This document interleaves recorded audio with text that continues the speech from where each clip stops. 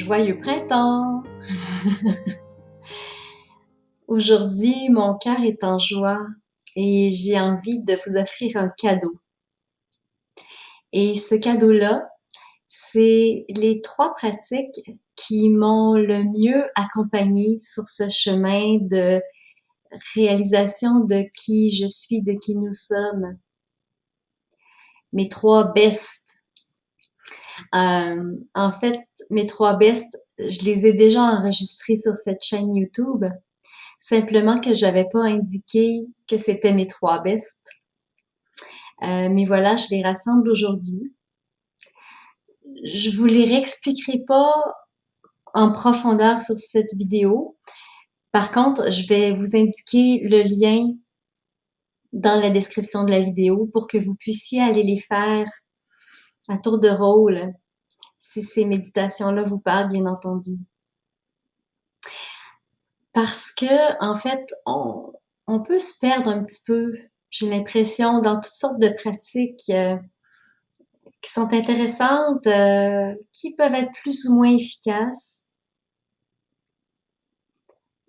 Et ces 3 pratiques-là dont je vous parle sont vraiment très ciblées sur la désidentification de tout ce qu'on n'est pas.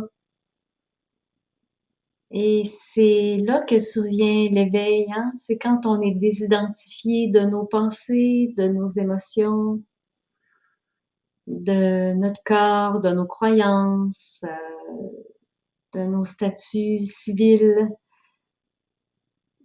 bon, de toutes sortes de choses.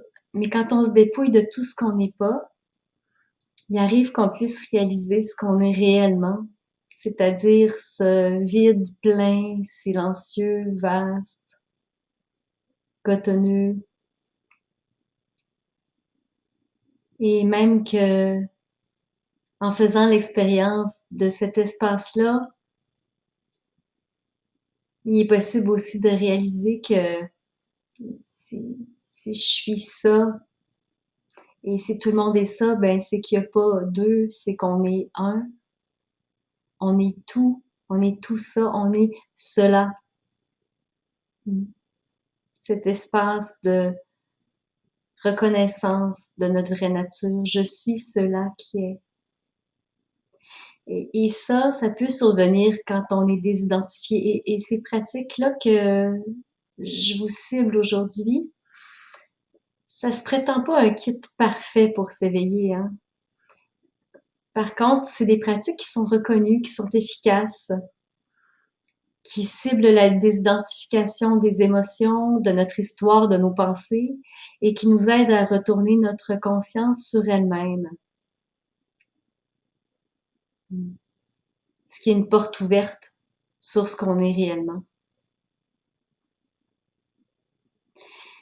Donc voilà, sans plus tarder, le kit du parfait petit Bouddha en apprentissage. Bon, la première pratique s'appelle sur ma chaîne YouTube « Accompagner nos émotions en conscience ». Évidemment, je suis pas la seule à en parler, hein. Il s'agit, bon, sous toutes sortes de titres, il s'agit de rester avec la composante physique de nos émotions dans le corps en conscience. On appelle ça rester avec le ressenti brut des émotions. Et donc, vous allez dans cette vidéo être invité à rester avec le ressenti brut de vos émotions dans votre corps, à garder votre conscience dessus, sans essayer de la chasser, sans essayer de la changer, sans l'alimenter par le mental. Et quand on fait cette pratique-là, il se produit, quand on est bien habitué à la faire, il se produit on pourrait dire une vidange des émotions, une libération des émotions. Donc, c'est comme si nos émotions étaient contenues dans des vieux barils, puis ces barils-là sont appelés à se vider. Et quand nos vieux barils émotionnels sont vidés, ben, ils débordent plus à la moindre goutte. Et ça nous permet aussi de nous désidentifier de nos émotions et par extension même de nous désidentifier de notre histoire, de nos blessures, parce que vous allez voir qu'on peut aussi localiser nos blessures dans notre corps et garder notre conscience dessus. Et, et par expérience ici, après, ce qui se passe, c'est que ça revient plus. Il y a vraiment un espace de liberté qui se crée et qui facilite la vie au complet, hein, nos relations, notre relation avec l'environnement, avec le monde. Donc ça, c'est la première pratique, hein, qui s'appelle accompagner nos émotions en conscience. La deuxième pratique sur ma chaîne YouTube, je l'ai intitulée Méditation, la rivière des pensées. Et c'est une méditation qui permet de se désidentifier de nos pensées. Parce que dans notre société, on nous a fait croire assez souvent que c'est ça qu'on est. On valorise beaucoup, hein, le mental, l'intelligence. Mais quand on constate qu'on n'est pas nos pensées, quand on peut prendre une distance par rapport à nos pensées, il peut être vu que nos pensées, on les choisit pas. Hein? On choisit pas, par exemple, vous choisissez pas votre prochaine pensée. Les pensées se déroulent un petit peu toutes seules, selon certaines programmations, selon les stimuli de l'environnement, mais il arrive des pensées dans l'espace vide que je suis, mais les pensées, c'est pas moi. Je ne suis pas mes pensées. D'ailleurs, on en a des milliers par jour des pensées, et puis si on croyait toutes ces pensées-là, euh, ben on serait mené en bateau. Donc justement, parlant de bateau, cette méditation-là va vous inviter à placer vos pensées sur des petits bateaux qui coulent sur une rivière de votre gauche à votre droite, et vous allez suivre vos pensées sur les petits bateaux jusqu'à ce que les pensées disparaissent à l'horizon, et puis la prochaine pensée, vous allez la replacer sur un nouveau petit bateau qui coule de gauche à droite. Et ben, je vous invite à regarder la vidéo parce qu'il y a certaines indications pour bien faire la méditation. En fait, je pourrais dire pour bien bénéficier de cette méditation-là qui sont sur la vidéo. Et la troisième pratique s'appelle pratique du retournement de la conscience. Ben, celle-là, c'est ma préférée. C'est une méditation qui nous a été enseignée par Nisargadatta Maharaj.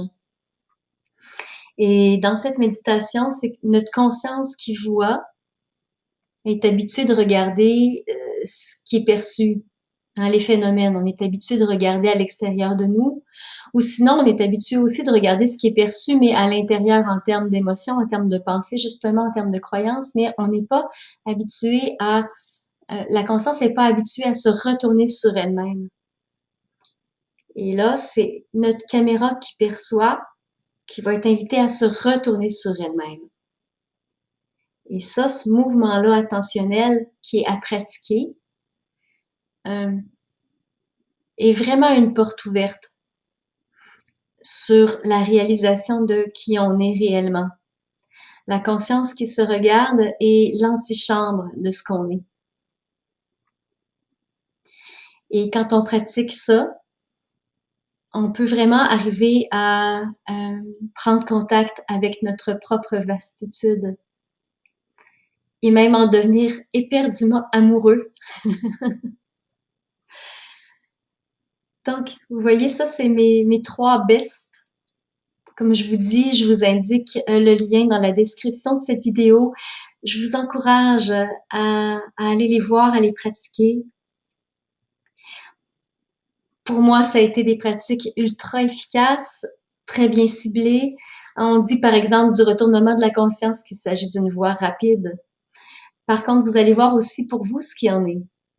Et vous êtes invité bien sûr à explorer toutes sortes de pratiques pour voir qu'est-ce qui vous convient le mieux à vous.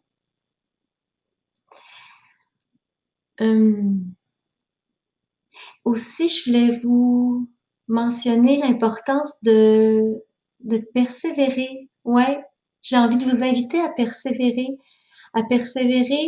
avec beaucoup de clémence, pas à persévérer avec, vous voyez, votre mental, votre volonté, c'est pas ça, on parle pas de là, mais persévérez avec votre cœur. Mm. C'est le cœur qui a envie de savoir qui nous sommes. Mm. Voilà. Parce que ces pratiques-là gagnent à être répétées et répétées et répétées. Et soyez clément parce que souvent, on l'a pas du premier coup, hein. Ça peut prendre même des mois. Ça peut prendre des mois. Mais des mois à pratiquer des méditations bien, bien, bien ciblées, ah, ça peut être un bon investissement.